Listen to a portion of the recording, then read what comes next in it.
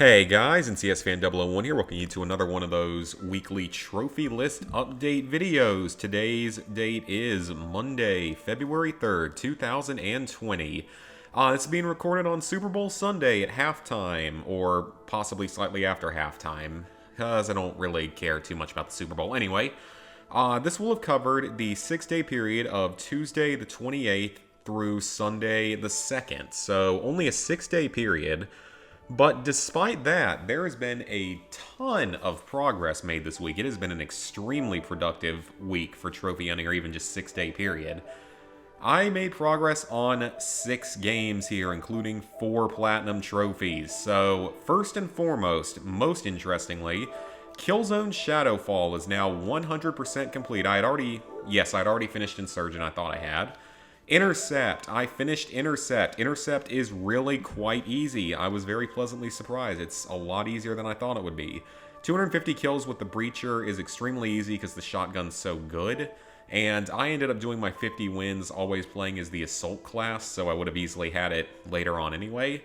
The LS-70 sniper rifle is pretty good, but it's just kind of grindy because if you don't have a supply box around, you can't get too many kills per life.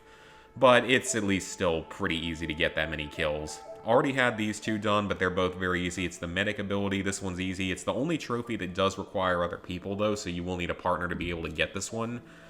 The 250 kills with the tactician turrets is extremely easy. Just place your turrets and let them go to work for you. That's all you really have to do. The brutal melee kills as each combat role is very easy, just 5 with each of the 4 combat roles, nothing difficult there. There's actually individual challenges for each of those, which makes it a little easier to keep track of. Then you have Wall Street Banker. This one's a little more annoying. You have to bank 2,500 points as each of the 4 combat roles, and the game doesn't really keep track of this. So I highly suggest keeping track of the numbers yourself. The game doesn't really keep track of like any of these challenges, to be honest, so you really kind of have to do it yourself, unfortunately. So I don't know why they wouldn't have stat tracking for it, because they do for Insurgent and they do for the main game. I don't know why they didn't really have much of one for Intercept. But it's at least easy. You just have to keep banking points. You can do it in a few games per class. Just keep track of it manually after each game, how many points you manage to bank, and you'll be good to go.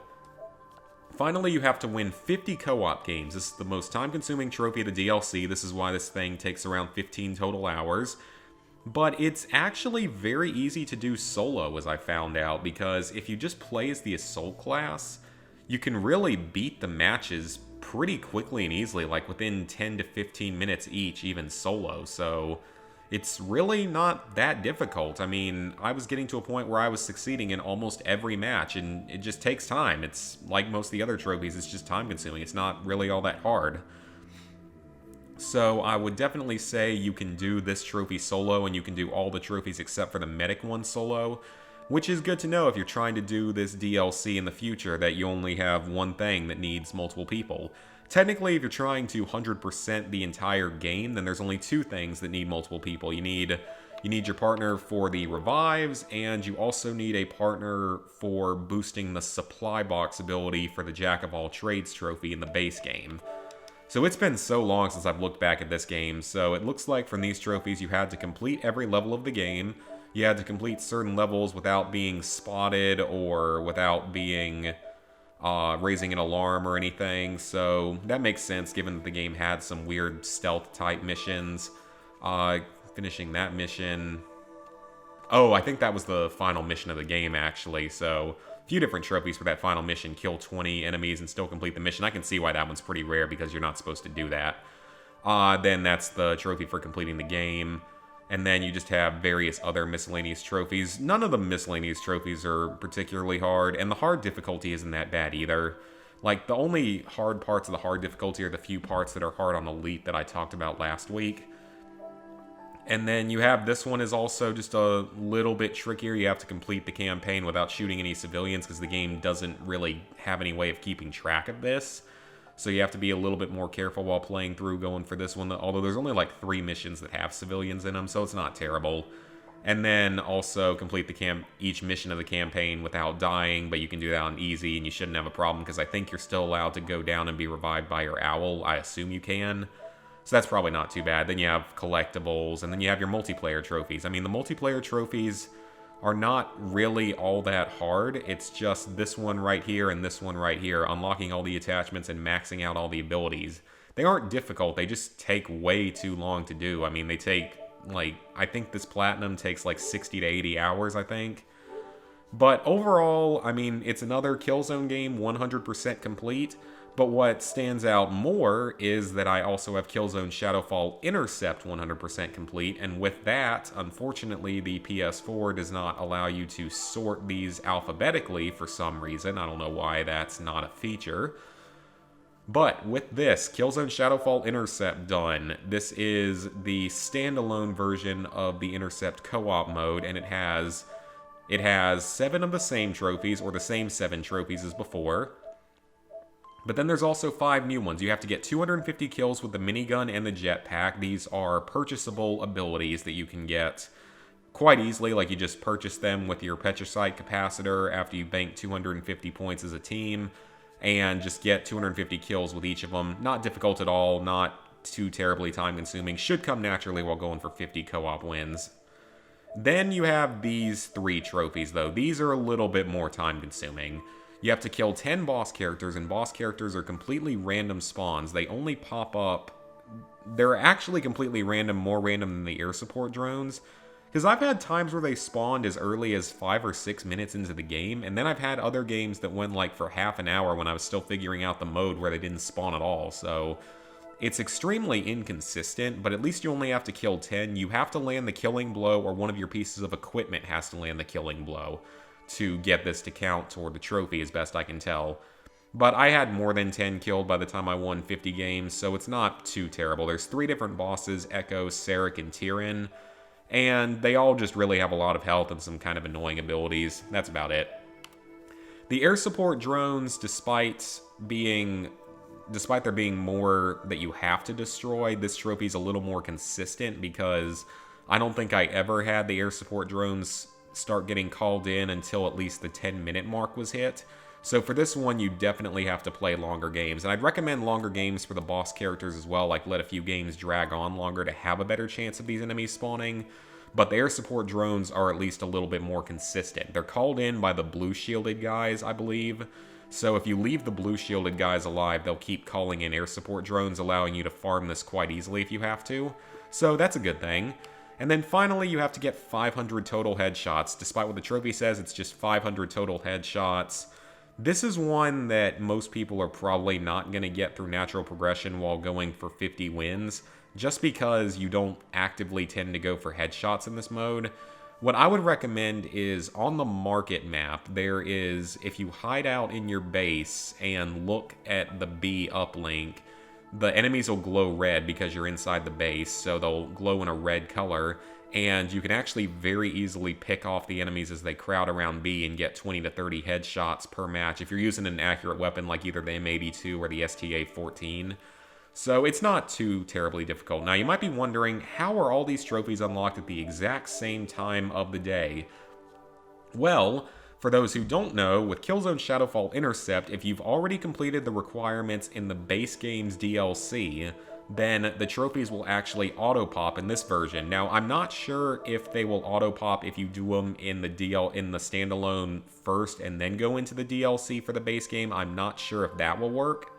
So I'd say, just to be safe, do the actual base game's DLC first and then auto-pop into Intercept. And all the trophies can auto-pop, not just the 7 that you could earn in the base game. The other 5 will also auto-pop if you've already done their requirements. So I highly recommend that while going for 50 of the match wins, that you also go for these other 5 trophies, and then you basically get a free 100% minus however much it costs to purchase the Killzone Shadowfall Intercept standalone. I know that's kind of a mouthful. But with that, I have now finished the entire Killzone franchise with the exception of Killzone 3 multiplayer, which is, of course, unobtainable, but I never put it on my list. The reason I never put Killzone 3 multiplayer on my list was not because it would have been particularly hard to do. It's actually, I think, you can get all but 3 or 4 of the trophies with only 2 people, meaning I could have done it all with 2 PS3s. So I think that's the case with that game, with that version of it, even the more time-consuming trophies. The main reason I didn't want to do it was because even though you can do literally all the other trophies in a weekend with no problem if you're boosting them, there's a few more time-consuming trophies. I want to say they were related to rank and related to kills. And for the last like year or so of the game, the stat tracking doesn't work properly, or it didn't work properly, so that's why I didn't want to bother with it. I didn't want to risk having the stats just never count for me. I just didn't really have the time to deal with it at that point in my life, because I think that was like early 2018, getting close to college graduation and stuff. If that's when it was. It might have been 2017, which was a different busy year, but regardless, that's the reason I didn't do it. But I did Killzone Shadowfall, Killzone Intercept, Killzone Mercenary, which is a pretty uncommon one, Killzone 1, Killzone 2, and Killzone 3, and did them all to 100%, not just their platinums, but all their DLCs as well, if they have them. Killzone 2 is probably the proudest out of all those because it's the hardest one. And then Shadowfall is the most time-consuming out of all of them, and then all the others stand somewhere in between. But it's definitely a series I'm very, very proud of because, again, it's not the easiest series in the world to do. It's harder than a lot of the others. Even if I didn't quite finish all of them with Killzone 3 multiplayer there, finished all the other ones, which I'm really, really proud of. And it's kind of weird to think that we may never get another Killzone game unless these old ones get remastered at some point. That's honestly about the only way we might get another Killzone game, because I think that Guerrilla's probably going to focus on Horizon Zero Dawn 2 more so than another Killzone game, because Shadowfall didn't do particularly well despite how beautiful the game looks. Like, if you really look at it, it looks beautiful, and the gameplay is fine for the most part. I don't really agree with doing the stealth stuff in the campaign or the elite mode, but otherwise it was a solid enough game that doesn't really get a whole lot of credit. So then I did the North American versions of Planet RIX 13. Oh, wait, excuse me. No, I'm dumb. I'm thinking of my other games. I did the North American and the European PS4 versions of Planet RIX 13. Now, this game, for some reason, does not have a cross-buy, so you actually have to pay the full $5 for each and every version of the game. I think there's 4 total versions, of North American and the European, PS4, and Vita. This game is very, very easy, and it's very short. It can be done in 20 to 30 minutes. My first run of the game, so the North American version, took me 23 minutes, and I think the other one took me 21 minutes, so you can do it in under half an hour if you're following a guide. It's very easy. It's sort of a point-and-click type of game. To get all the trophies, you have to die in various ways, including this one right here, which requires you to just stand still in one area for about 2 minutes. But you have to die in various ways. You have to find all the locations, which I think is unmissable if you're trying to even finish the game, which you have to finish the game to get the platinum. I think that the 3D printer trophy is also unmissable. I know that the crystal's is unmissable. Then you have just a few other missable trophies in the game, like this one where you have to use all 5 components in the potion, or try to, when you only need 3 specific ones. This one, I can't remember if I think this one is unmissable. I think it's story-related. This one's missable. You have to try to get on the cargo ship and leave before doing everything else. Same with this one. I think that this one is actually missable as well. I don't think you ever have to activate those 2 signal things, but you may have to, so I could be wrong. But all the death trophies are missable, and then just other forms of death. And then you have 2 trophies for completing the game in 2 different ways. This one, the best thing to do is when you're playing through the game, when you get to the thing at the end of the game, I think is what it's called, you plant the explosives and walk out, and as soon as this trophy pops, quit to the main menu and hit continue, and then do the peaceful version of it. So it's a very quick and easy platinum trophy. Would highly recommend picking it up if you can get it on sale, which I did in both cases. The North American and European versions are, of course, the same. No difference in the trophies, no difference in like glitches or anything like that. Because the gameplay is fine. It's another cheap cash grab platinum that wasn't made by Ratalaika or Palgi, which is a little shocking to think that there are still games that aren't made by them that are super quick and easy. Although this was real early in, early 2019. So that, I guess it was before Ratalaika was quite in full swing. And then the other 2 platinums I got this week were the North American PS4 and Vita versions of Crossovers by Palgi. This is yet another Palgi game that is relatively quick and easy. This one is a little bit more time-consuming than some of the others. It takes like an hour and a half to 2 hours, even if you're following a guide, just because you have to do every single puzzle in the game. So you're going to get a bunch of trophies. You're going to get all these trophies for finding missing letters by simply completing the game. But because the gimmick of this game is you get anywhere from like 4 to 8 crossword puzzles popping up on screen, and you have to guess between 4 letters as to what's going to fill in the blank. But you get as many guesses as you want, so you can just spam the 4. It's not even a challenge there. But then you have to unscramble an anagram using those 4 to 8 letters, so that's where a little more of a challenge comes in. The only one of these letters that takes longer is the Q. You don't get the Q until very near the end of the game, around like the 190th puzzle or so. So you won't get it till a lot later, because it's like the only puzzle where it pops up. Then you have to find the correct letter on the 4th attempt. So for this one, pick the first 3 letters that are wrong, and then pick the correct letter when you're solving one of the crossword puzzles. And then for this trophy, you have to solve a puzzle without making a mistake, which should come while following the trophy, or while following the trophy guide. This one, unscramble any word that isn't the answer. You're going to have to do this 10 total times, so there are a number of puzzles where you can unscramble other words. This one is not difficult. There are lists of words on the different trophy guides that you can do for this. I did not watch a video guide for this. I just looked at PowerPix's text guide. I know that like some of the YouTubers like Bad Driver have a video guide of it that I assume just shows the solutions and such. Then you have to do this one, which also ties into these. Unscramble 3 other words before solving the clue. I think I did this on like puzzle 19. It was one of the earlier ones. So that one is a little bit trickier to think about, but it's still easy with a guide. This one, I'm not entirely sure where or how you unlock it. I think it's for picking a specific wrong answer on one of the levels. But, I mean, as long as you follow the guide, you should get it at some point along the way. I mean, I got it along the way in both versions. Try any answer that isn't a word. Try the same wrong answer twice in a row by erasing that last letter. And then try 5 different wrong answers for any one puzzle. These are all very easy. You can do them on any puzzle. Just type in the letters in the wrong order a few different times, a few different ways, and you won't have a problem with it. This one, spend a minute considering a solution. Just wait on the anagram solution page for 1 full minute, and this will unlock. Nothing difficult there. And you would probably get that one naturally if you were trying to do all the puzzles legitimately without a guide. And then you spelled it wrong. This one is story related. Well, I mean, I say story related, but you'll get this one along the way just by solving one of the specific puzzles. And then you have to solve 200 total puzzles. So that's where the time consuming factor of the game comes in, is you have to solve all 200 puzzles in the game, whereas many of the Palkia games, you only have to solve like a third of the puzzles. And then, of course, they tend to have a trophy like this where you have to type in any inappropriate bad word, because this is a family game, right? And it's not catered to trophy hunters at all, so it's only a family game. So just type in any inappropriate word on any puzzle and you will get this trophy.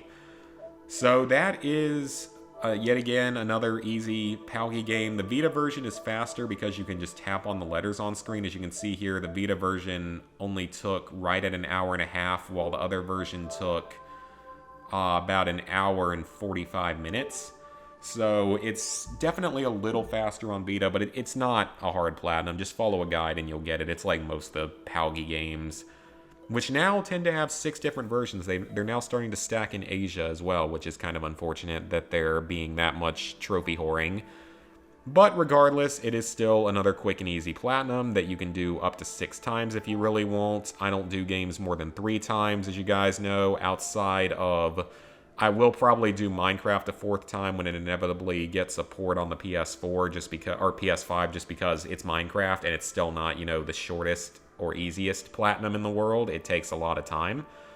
So anyway, with that, level 71, 59%, 17,729 total trophies, 419 platinums, 2,396 golds, 4,611 silvers, 10,303 bronzes. So plans for the upcoming week. I'm sure I'll do a couple more easy platinums along the way, just because I've mostly been doing them recently because I've been needing to refill my, I guess, video stock of platinum trophy videos. Because I went a while without really getting any when I was just working on grinding out some of these other games that I've been working on for so long. So, plans for this upcoming week, aside from that, still, I always say it, I need to keep playing the Outer Worlds and just keep not having time to do it. And then, otherwise, now that we're entering February, my goal for the month of February is to work on Resident Evil 6 for the PS3. I don't think I'm going to get the Platinum done this month, but that's not what matters. I'm going for all the DLC because all of the DLC, it's like 20 total trophies, are multiplayer focused. Thankfully, they are not particularly hard because you can boost all of them. So from what I have written down, a majority of the trophies are relatively easy. They're just kind of grindy. As best I can tell, it's probably going to take around 30 to 40 hours to 100% all of the DLC. But most of the trophies, all but like 2 of them, can be done with just myself and a second player, which will be my second console. So thankfully, most of the trophies are very easy to get and are very easy to get just with 2 consoles. There's 2 or 3 trophies that require more people. You have to return to a match of survivors as a human, which requires a 4-person group. And then you have to win without anyone else dying in survivors. One guide says you need 3 people, like you need to have a full team of 3 people. Or no, you need to have 3 total people in the lobby because you need to have a teammate for it. Others say you don't need a teammate, so we'll see about that one. And then you have to capture 50 humans as Ustanok, which is easier with multiple people. Same with defeating the player-controlled agents and player-controlled zombies in Siege. But ultimately, all but those 2 trophies should be completely doable with only myself and my second console. So thankfully, that's not going to be too terribly difficult. It's just going to take a really long time to get through. So then, along with that, that's the next old game to start boosting. And once I get done with Resident Evil 6's online, at least, then, that's another game out of the way. That leaves me with only 4 old PS3 games and, the better part of a year to do them all. Because there's just, Red Dead 1, which is not going to be fun or easy. There's Battlefield 3, which I think is going to be relatively fun, but not as easy. I know it's going to take time and it requires 4 people. At least, like, everything except for 1 can be done with 4 people, but they require 4 people to start the lobby, even though you can, rent a lobby or rent a server. But I'm going to do that. I'm going to focus on that during the summer when there's more people available to play the game, hopefully. So that's probably going to be an easier goal for that. And then, of course, there'll still be Black Ops 2 and Call of Duty Ghosts on PS3. And just try to chip away at those. I'll probably do the first 2 DLCs for Black Ops 2 before then, because I've kind of had an itch to go back and play Black Ops 2 recently, because me and one of my friends from high school, we were hanging out one time a couple weeks ago, and we decided to play some old zombies, and we're playing Black Ops 2, and forgot how much fun that game can be to play zombies in, so kind of got me thinking about wanting to go back and at least finish the first 2 DLCs, because I'm only missing 1 miscellaneous trophy from each of the 2, and the Easter egg for Die Rise, which isn't a very hard one compared to the others. And then with Buried, I'm only missing 2 trophies, the one for surviving in the maze, which isn't too terribly difficult, but also the Easter egg, which I know is a bit more of a pain because of the shooting gallery at the end. And then, of course, there is Origins, in which I'm missing a large number of trophies and not confident in, because I've never been good at Origins compared to the other maps. I just have never been able to be good at it. And then, of course, there's Call of Duty Ghosts with all the extinction stuff, but I don't know how that's going to be. But that's the lowest priority out of all of those games, because it was the last one. I think it was the last one released, or if it wasn't the last one released, it was probably one of the most popular and also later released, so I think we're going to be okay if I wait a little bit longer on that. But would love to get all 5 of those games done, or at least their multiplayer functions done, by the end of the year, which would be great, because that's when the PS5 is supposed to come out, and hopefully be saved from any server shutdowns. And then, I mean, there's still going to be PS4 games that'll eventually have server shutdowns. GTA 5, we got more than enough time, and the Destinies, we got more than enough time, and Call of Duties, but there's probably a few others on my list that I need to start thinking about doing. Again, Fallout 76 is one of them.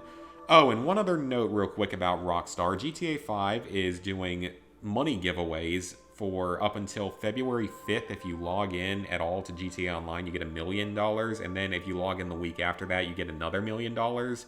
So would highly recommend checking that out. I'm going to make sure I do that, especially since the casino is now, for its vehicle that it's giving away, is the jetpack type motorcycle with wings on it that's really cool. We'll see. We'll keep trying for it. But anyway, that is going to be it for this video. I know I managed to get this one going a little bit longer, which is nice, but had a lot to talk about. Oh, and actually one other update before I forget. Health-wise, I'm feeling better this week. I'm definitely better than I was last week at this time. but I'm still not anywhere back to normal, surprisingly. It's definitely something to do with sinuses and sinus pressure and stuff like that messing me up, but it sucks because it's been draining my energy and I still can't really look at screens for too terribly long. And so I don't know what streaming is going to be like this week. I'll try to be doing a stream in the middle of the week, either Wednesday or Thursday, but I can't make a guarantee. So we'll see about that. Hopefully I continue to improve on that because it's starting to really get annoying. So anyway, hope you guys enjoyed the video and see you for the next one.